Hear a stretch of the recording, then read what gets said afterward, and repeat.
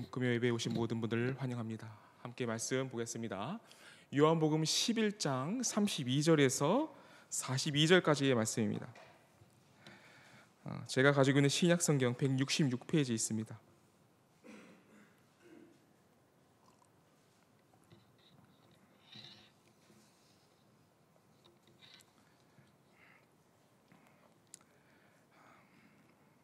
요한복음 11장 32절에서 44절까지의 말씀을 함께 교독드리겠습니다. 제가 먼저 드리겠습니다. 마리아가 예수 계신 곳에 가서 배우고 그 발 앞에 엎드려 이르되 주께서 여기 계셨더라면 내 오라버니가 죽지 아니하였겠나이다 하더라. 예수께서 그가 우는 것과 또 함께 온 유대인들이 우는 것을 보시고 심령에 비통히 여기시고 불쌍히 여기사 이르시되 그를 어디 두었느냐 이르되 주여 와서 보옵소서 하니 예수께서 눈물을 흘리시더라. 이에 유대인들이 말하되 보라 그를 얼마나 사랑하셨는가 하며 그중 어떤 이는 말하되 맹인의 눈을 뜨게 한 이 사람이 그 사람은 죽지 않게 할 수 없었더냐 하더라. 이에 예수께서 다시 속으로 비통히 여기시며 무덤에 가시니 무덤이 굴이라 돌로 막았거늘 예수께서 이르시되 돌을 옮겨 놓으라 하시니 죽은 자의 누이 마르다가 이르되 주여 죽은 지가 나흘이 되었음에 벌써 냄새가 나나이다.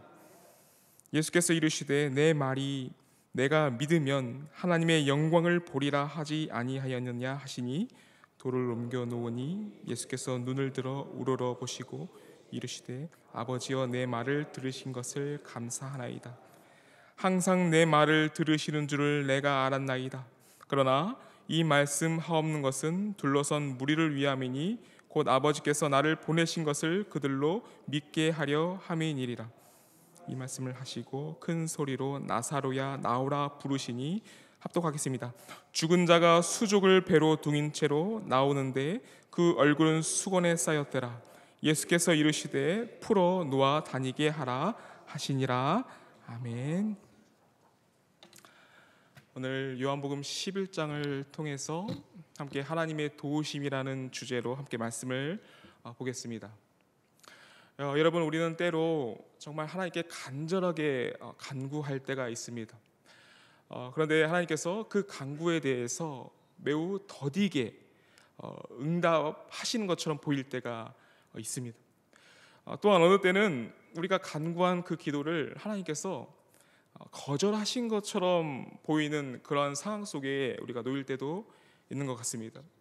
그럴 때 우리는 실망하고 또 때로는 하나님을 원망하는 그런 마음을 가질 수도 있습니다. 특히 이 가족의 생사에 관한 기도 제목은 더욱 그런 것 같습니다. 오늘 본문의 나사로의 누이들도 그랬던 것 같습니다. 누이들의 목소리를 우리 이 시간 잠깐 보겠습니다. 요한복음 11장 21절에 보시면 이렇게 마르다가 말합니다. 마르다가 예수께 여짜오되 주께서 여기 계셨더라면 내 오라버니가 죽지 아니하였겠나이다. 또 이 말을 그대로 그 동생이었던 마리아가 동일한 말을 하는 모습을 우리가 볼 수 있습니다. 32절에 마리아가 예수 계신 곳에 가서 배웠고 그 발 앞에 엎드려 이르되 주께서 여기 계셨더라면 내 오라버니가 죽지 아니하였겠나이다 하더라. 이렇게 기록하고 있습니다. 그러니까 그들의 말은 예수님께서 지금 이 자리에 더디게 오셔서 나사로가 죽었다라는 뜻입니다. 마치 우리 기도 응답이 더뎌서 우리가 하나님께 간구한 제목이 더디게 응답되어서 우리가 절실히 원하는 것이 이루어지지 않았다라는 것과 비슷한 뉘앙스로 이들은 예수님께 지금 말을 한 것입니다. 우리가 매우 이들의 말을 들어보면 매우 우리 안에서 공감이 되고 그들의 말 안에서 담긴 그 아쉬움과 아픔을 우리가 이 말씀 안에서 느낄 수가 있습니다. 우리 이 말씀에 공감을 합니다. 여러분, 그런데 마리아가 마르다가 또 우리가 예수님께서요 그 자리에 일부러 늦으셨다는 것을 알면 어떨까요? 여러분, 예수님은 일찌감치 나사로의 병듦을 아셨습니다. 그런데도 예수님은 급히 움직이지 않으셨습니다. 요한복음 11장 6절을 보시면 이렇게 기록되어 있습니다. 나사로가 병들었다함을 들으시고 그 계시던 곳에 이틀을 더 유하셨다라고 이렇게 기록하고 있습니다. 예수님은 나사로의 병을 듣자마자 사실 고치실 수도 있는 분이죠. 예수님이 먼 거리에서 말씀만으로 로마 백부장의 하인의 그 중풍병을 고치신 기적은 매우 유명한 기적입니다. 그런데도 예수님은 이 나사로를 고치시지 않았을 뿐더러 오히려 더욱 지체하여 또 느리게 움직이셨습니다. 이 사실을 나사로의 누이들이 알았다면 여러분은 어떻겠습니까? 충분히 예수님을 원망할 수도 있었을 것입니다. 여러분, 이와 비슷한 사건이 회당장 야이로의 딸을 살리신 일화입니다. 누가복음 8장 41절에서 42절을 보시면 이렇게 기록되어 있습니다. 이에 회당장인 야이로라 한 사람이 와서 예수의 발 아래 엎드려 자기 집에 오시기를 간구하니 이는 자기에게 12살 된 외딸이 있어 죽어가미러라. 예수께서 가실 때에 무리가 밀려들더라 라고 기록하고 있습니다. 그러니까 예수님은 자기 딸이 죽게 되었다는 이 야이로의 요청을 듣고 야이로와 동행을 합니다. 그런데 그 동행하던 중에 혈루증을 앓는 여인을 만난 것입니다. 예수님은 그곳에서 지체하게 됩니다. 그래서 결국엔 요즘에 의료 시간에 이런 시간이 있다고 합니다. 골든타임이라는 시간이 있는데 그 골든타임이 지난 것처럼 이 야이로의 딸이 죽게 되어버린 거예요. 이 야이로의 입장에선 정말 마음에 엄청난 그 슬픔과 고통이 있었을 것입니다. 예수님이 조금만 일찍 갔다라면 자신의 딸이 살 수도 있었을 것이다 라고 생각할 수도 있을 것 같습니다. 여러분, 우리도 그렇습니다. 이 급한 일 정말 예수님께서 지금 해결해 주지 않으면 더 어려워지고 상황이 악화될 수밖에 없는 그 상황 앞에서 우리는 제발 예수님께서 이 상황을 모면하게 해달라, 또 고쳐달라, 회복하게 해달라, 우리는 이렇게 기도할 때가 있습니다. 그런데도 주님이 안 해주시고 오히려 더디게 그 기도를 응답해 주시는 것처럼 보일 때가 우리의 삶 가운데 참 많이 있는 것 같습니다. 그때 우리는 스스로 예수님의 응답보다는 내 힘으로, 내 능력으로 스스로 움직여서 그 상황을 타개하려는 그런 노력을 할 때도 있는 것 같습니다. 이 회당장 야이로는 딸이 죽었다는 그 소식을 듣자 말씀을 보면 절망했을 것 같습니다. 그러나 예수님은 그에게 두려워하지 말고 믿기만 하라 이렇게 말씀을 하셨습니다. 여러분, 우리는 예수님을 믿는다고 하지만 실제로는 믿지 않을 때가 더 많습니다. 이 딸이 죽었다는 소식에 야이로의 마음은 절망과 그 두려움이 예수님을 향한 믿음보다 더 컸을 것 같습니다.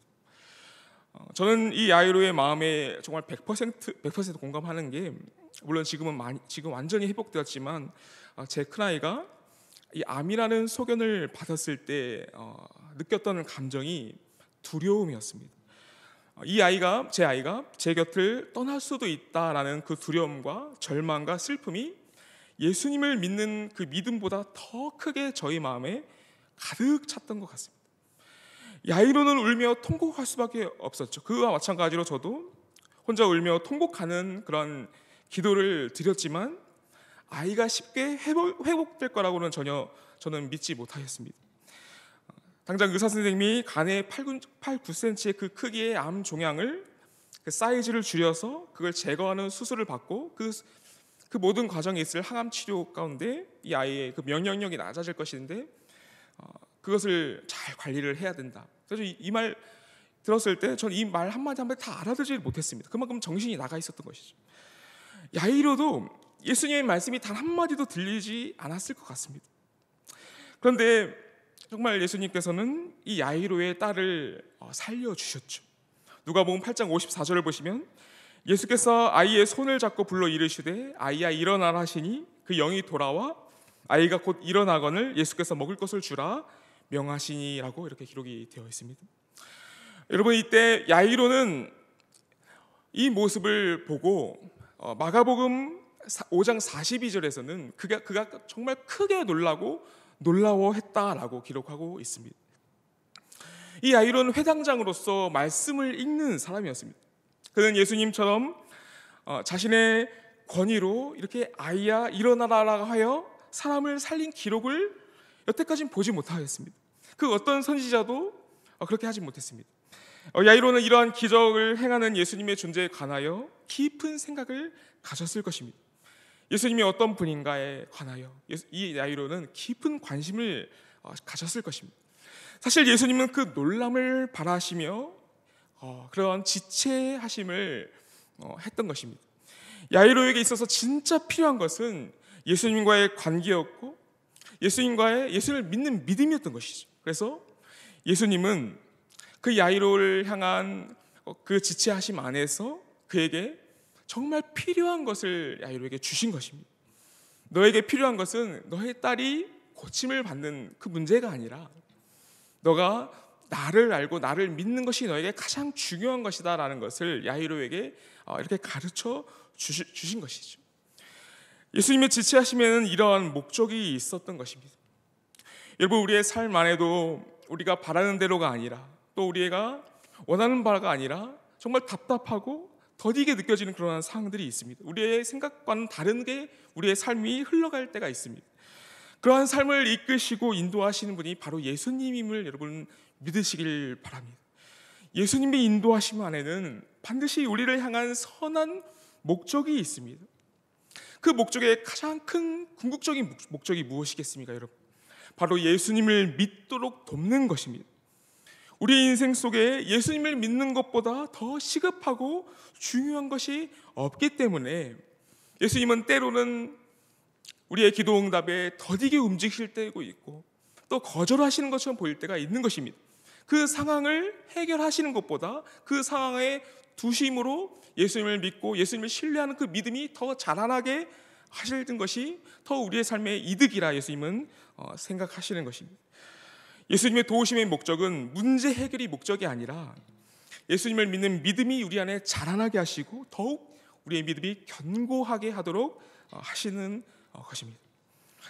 오늘 본문에서의 예수님의 지체하심과 나사로의 소생은 이 도우심을 더욱 상세하게 풀어서 하나님의 도우심이란 무엇인지 우리가 알게 합니다.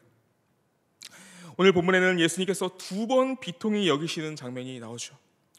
그리고 그 비통히 여기시는 마음 위에서 예수님은 하나님의 도우심을 표시합니다. 이 하나님의 도우심을 이 시간 우리가 면밀히 살펴보는 시간을 갖겠습니다. 먼저 첫 번째의 비통히 여기심입니다.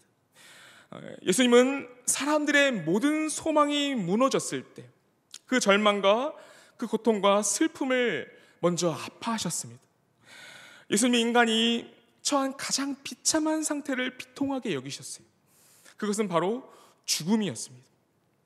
그리고 사람들을 불쌍히 여기셨다라고 오늘 본문에는 기록하고 있습니다. 그리고 예수님은 하나님의 도우심을 말씀하셨습니다. 우리는 이 말씀을, 이 도우심을 예수님이 나사로야 나오라라는 부르시는 장면을 통해서 볼 수가 있습니다. 이 나사로라는 이름과 예수님께서 그 이름을 부르시는 이 장면은 지금 현재 그 나사로가 처해진 상황과는 매우 역설적인 것입니다. 왜냐하면 나사로라는 이름의 의미가 하나님이 도우시다라는 뜻이 있기 때문입니다. 예수님은 지금 죽어서 나흘째 그 매장굴에 들어가서 썩어가고 있는 그 나사로에게 나사로야 나오라 하셨는데 이 말의 의미는 죽어 있는 그에게 하나님이 도우시는 자야라고 이 나사로의 이름을 부르신 것입니다. 그러니까 이 부르심이 역설적이다라는 것이죠. 나사로는 이미 죽은 자입니다. 죽었는데 무슨 도움이 필요하겠습니까, 여러분? 이미 죽어서 죽은 지 나흘이 되어 썩은 내가 나고 있는 그런 상황이에요. 그런데 예수님은 그에게 너는 하나님이 도우시는 자다라고 말씀하시는 것이죠. 이미 모든 소망이 끝난 것처럼 보입니다. 모든 상황이 끝났고 사람들은 슬픔과 절망 속에 있습니다. 그러한 상황 속에서 예수님은 하나님의 도우심을 말씀하고 있는 것이죠. 여러분, 사실 유대인들의 무덤은 우리 같이 이렇게 땅이 많은 지형이 아니었기 때문에 무덤이 굴 안에 무덤을 놓고 그 굴을 이 큰 돌로 막는 형식으로 이렇게 무덤을 만들었습니다. 그래서 그 굴이 매장굴이라는 것을 보여주기 위해서 그 굴 앞에 있는 그 돌덩이에 회치를 함으로써 이 굴이 매장굴이라는 것을 이제 보여주었던 것입니다. 그러니까 예수님이 바리새인들을 평가하실 때 회칠한 무덤이라 말씀하신 것은 그들이 겉으로 하얗게 회칠한 것처럼 보이지만 실상은 그 안에 매장굴에 담겨 썩은 것이 가득한 것처럼 실상은 썩은 것이 가득하다라는 것을 예수님은 그렇게 표현을 하신 것이죠. 나사로의 무덤 또한 마찬가지였습니다. 나사로는 이미 썩어가고 있었고 그 매장굴 안에는 썩은 냄새가 나고 있었어요. 그러한 상황 속에서 예수님은 하나님이 도우시는 자야라고 부르셨던 것입니다. 이 상황이 매우 역설적이다라고 여러분께 말씀드릴 수 있습니다. 그런데 여러분, 정말 그 말씀이 현실이 된 거예요. 나사로가 다시 이렇게 살아난 것입니다. 예수님은 나사로를 소생하기 전에 하나님의 도우심을 구하였습니다. 42절을 보시면 항상 내 말을 들으시는 줄 내가 알았나이다 라고 하시며 예수님은 하나님께 감사를 하시죠. 그러니까 예수님은 하나님의 도우심을 구하고 나사로를 부르신 것입니다. 그리고 나사로의 이름대로 하나님의 도우심이 죽은 나사로에게 정말 임한 것이죠. 나사로가 다시 살아났습니다. 예수님은 죽은 자의 수위로 덮이고 수건으로 쌓인 그 나사로를 풀어 다니게 하셨습니다. 그를 죽음에서 자유롭게 하신 것입니다. 이 말을 바꿔보자면 우리가 가진 가장 비참한 상황 속에서 우리를 자유롭게 하셨다라고 여러분께 말씀드릴 수 있을 것 같습니다. 예수님이 그 이름을 부르심과 동시에 그를 살려내신 것 안에는 중요한 함의가 담겨 있습니다.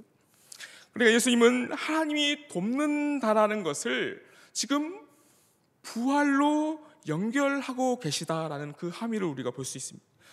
즉 모든 죽음과 모든 절망과 우리가 어려워하는 모든 상황 속에서 자유롭게 하시는 것이 바로 하나님의 도우심이라는 것입니다. 예수님은 이 하나님의 도우심의 의미를 나사로를 통해서 우리에게 표시하고 계십니다. 하나님의 도우심이란 바로 생명이고 부활이다라는 것이죠. 이 죽음으로부터의 자유라는 것입니다. 예수님은 그 하나님의 도우심을 하나님의 영광이라 표현하셨고 그 도우심을 우리에게 나타내시고 또 마르다와 마리아에게 표시하시기 위해서 그렇게 지체하셨던 것입니다. 그리고 이제 예수님은 우리에게 이 말씀을 우리의 마음에 그대로 적용하길 원하십니다. 본문 25절과 26절을 함께 보겠습니다. 25절에 예수께서 이르시되 나는 부활이요 생명이니 나를 믿는 자는 죽어도 살겠고 무릇 살아서 나를 믿는 자는 영원히 죽지 아니하리니 이것을 내가 믿느냐라고 예수님은 말씀을 하셨습니다. 나사로의 소생은 예수님이 우리에게 주실 죽음에서의 구원과 부활과 생명을 표시하는 그 표지와 같았던 것입니다. 예수님은 죽음에 얽매이는 모든 사람들을 이렇게 부활과 생명으로 인도하시고 믿음으로 우리를 인도하고 계십니다. 그런데 예수님이 우리를 위해 이루시고 돕기 원하신 것은 이러한 부활과 생명만이 아니었습니다. 제가 서두에 말씀드린 대로 본문에서 예수님은 두 번 비통하게 여기십니다. 첫 번째는 이 나사로의 죽음을 아파하신 것이죠. 지금까지 살펴본 대로 우리는 예수님을 죽음을 거스르고 생명을 주시는 방향으로 우리를 도우셨다라고 우리는 봤습니다. 그 다음으로 도우시는 방향이 예수님이 비통하게 여기시는 그것이 바로 사람들의 불신이었다라는 것입니다. 여러분 36절과 38절을 좀 잠깐 보겠습니다.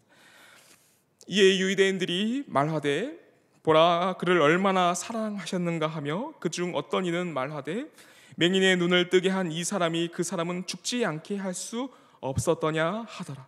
이에 예수께서 다시 속으로 비통히 여기시며 무덤에 가시니라고 기록이 되어 있습니다.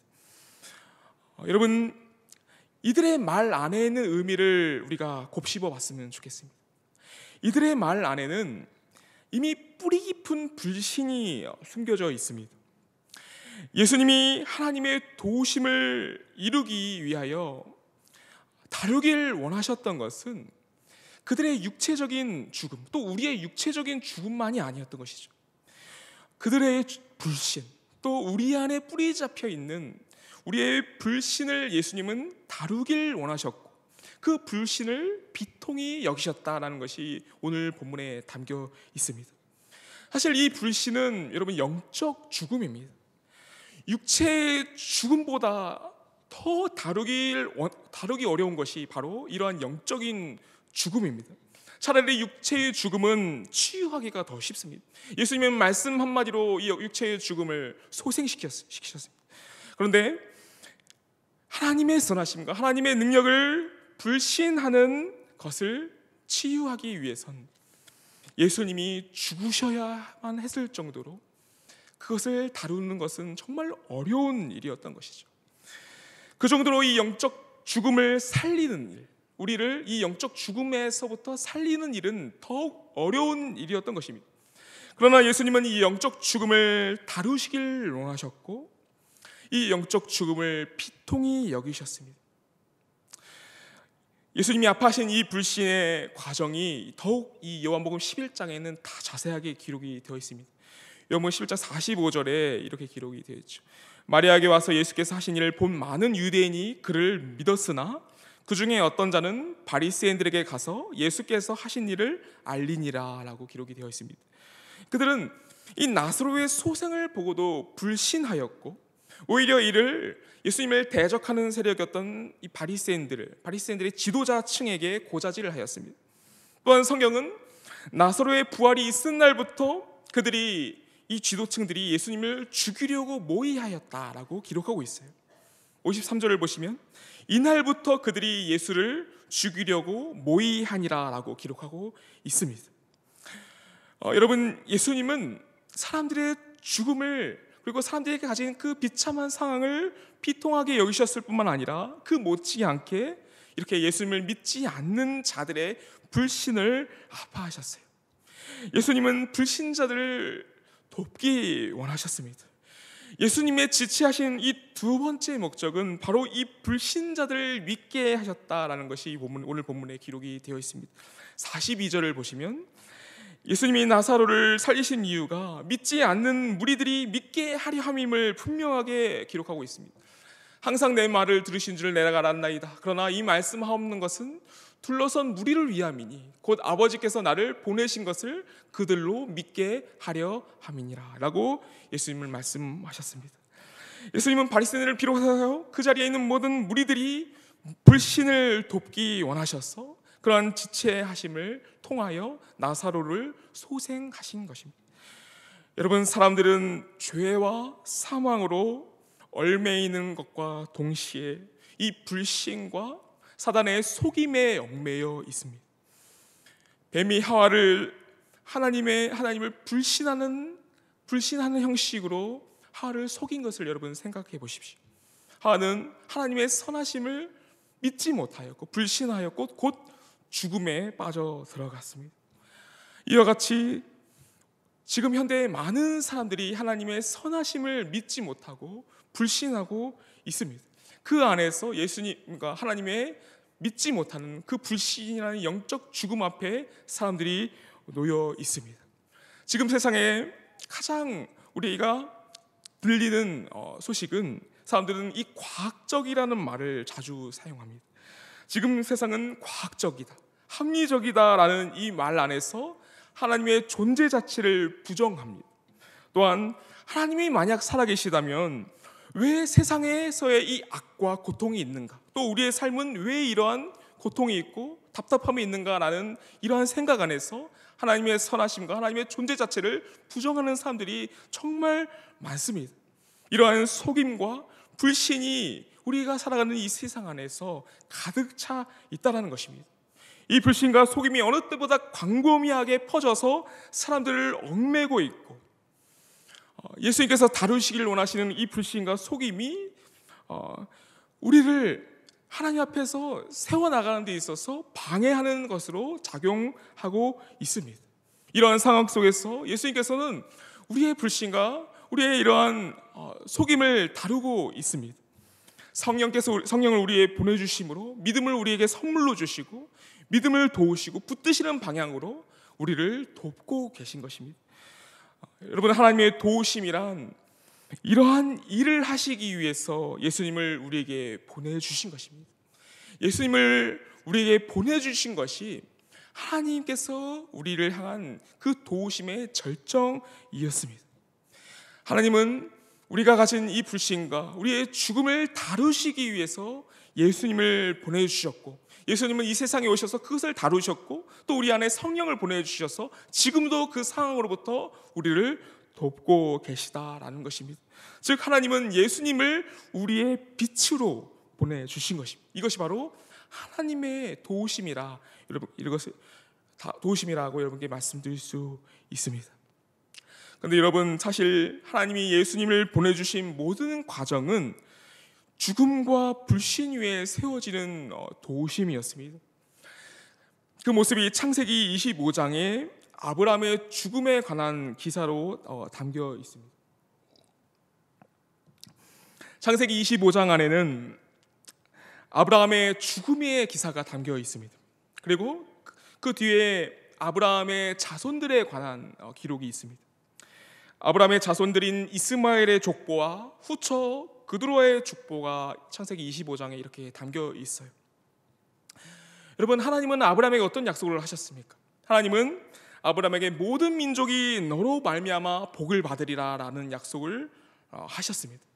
여러분, 그런데 그 약속을 받은 이 아브라함이 죽었습니다. 창세기 25장에는 아브라함의 죽음에 대한 기사가 있어요. 그리고 그들의 후손들에 관한 기록이 있어요. 여러분, 아브라함 이후에 이스마엘과 그드라의 후손들이 어떻게 되었습니까? 그 중동 지역 사람들은 다 하나님을 떠났고 하나님을 불신하는 사람들이 되었죠. 그러니까 지금 하나님께서 자신의 그 약속을 이루어 나가시는 데 있어서, 하나님의 도우심 안에 있어서 불신과 죽음이 계속하여 역사하고 있었다는 것을 우리는 창세기 말씀을 통해서 알 수 있는 것입니다. 이스마엘과 그드라의 자손들은 중동의 패권을 이루었습니다. 또한 아라비아의 상권을 이루었고 수많은 왕들과 민족이 이어졌습니다. 죽음과 불신 위에서 하나님은 어떤 일을 하셨나요? 하나님의 도우심은 어떠한 방향으로 이루어졌는지가 지속하여 성경에 계속하여 나옵니다. 이사야 60장 말씀 가운데는 60장 6절과 7절 말씀에는 이렇게 기록이 되어 있어요.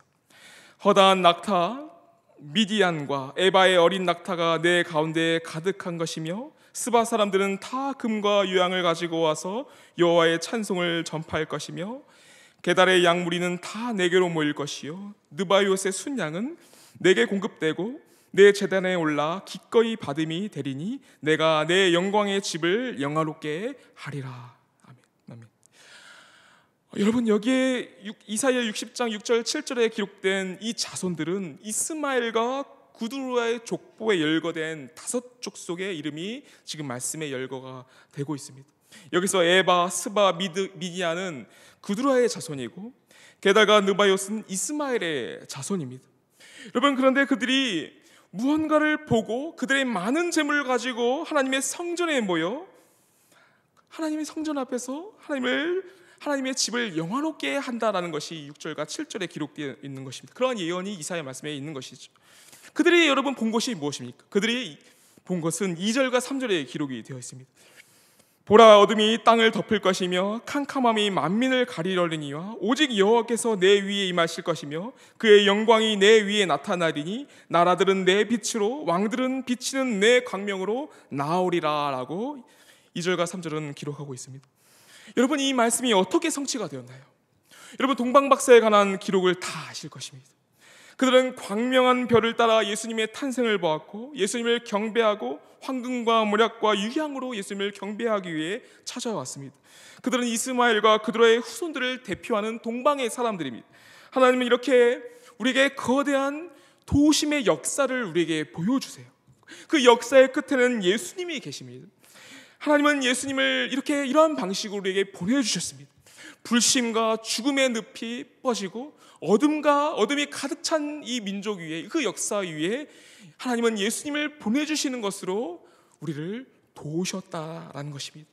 그래서 누가복음 2장 32절에서는 예수님의 탄생을 보고 시므온이 이방을 비추는 빛이요 주의 백성 이스라엘의 영광이니다 라고 예수님을 빛이라 시므온은 증언하였습니다.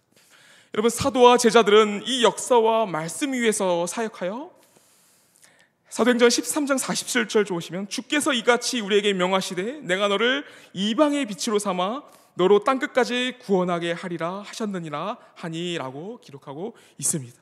그리고 이 빛이 우리에게까지 여러분 전해진 것입니다. 여러분, 이것이 하나님의 도우심입니다. 이 빛을 우리의 마음 위에 뿌리신 것이, 예수님이라는 빛을 우리의 마음 위에 뿌리신 것이 바로 하나님의 도우심이다라는 것이죠. 여러분, 이제 이 말씀을 정리하며 우리의 삶에 적용하길 원합니다. 예수님이 나사로를 이름을 부르실 때 하나님의 도우심이다라는 의미로 나사로를 부르셨습니다. 예수님은 하나님의 도우심을 이루기 위해서 이 세상에 오셨습니다. 그 도우심은 죄로 죽을 수밖에 없는 우리들의 용서였고 그 용서 위에 세워진 부활과 생명이었습니다. 또 그 도우심은 보고 듣고도 완악한 마음을 버리지 못하고 예수님을 불신하는 자들을 돕는 것이었습니다.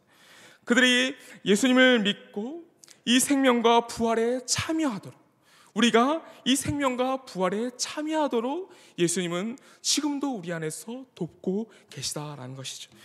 예수님은 여전히 우리의 믿음 없음을 여러분 돕고 계십니다. 우리가 여전히 우리의 상황 속에서 예수님을 믿는 믿음보다 우리의 상황 앞에 엎드러질 때가 있는데 그 상황 속에서도 우리의 믿음 없음을 여전히 예수님은 돕고 계십니다.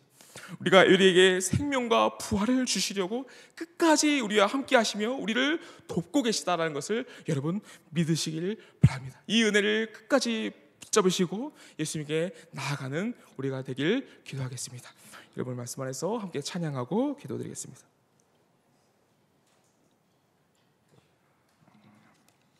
하나님은 너를 지키시는 자, 하나님께 찬양드리겠습니다.